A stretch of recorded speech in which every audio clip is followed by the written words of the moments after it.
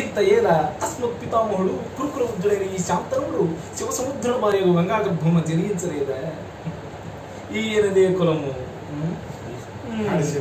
నాతో చెప్పిందువేమయ్యా?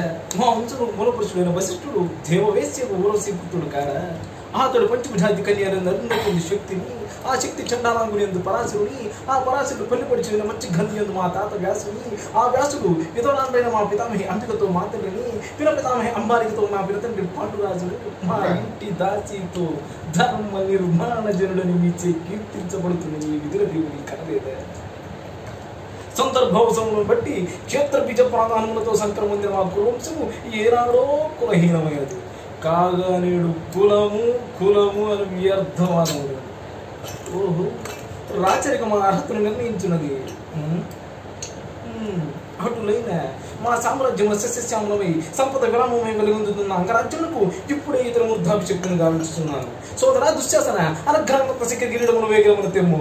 మామ గాంధార సార్వభౌమ సృజన మండిత మణిమే శివన సింహాసనం తెప్పింపుడు. పరిచరులారా పుణ్య భాగీరథి నది తోయమునుడు కళ్యాణ భట్టులారా మంగళ సూర్యరాము సుస్వరముగా మ్రోగునిండు.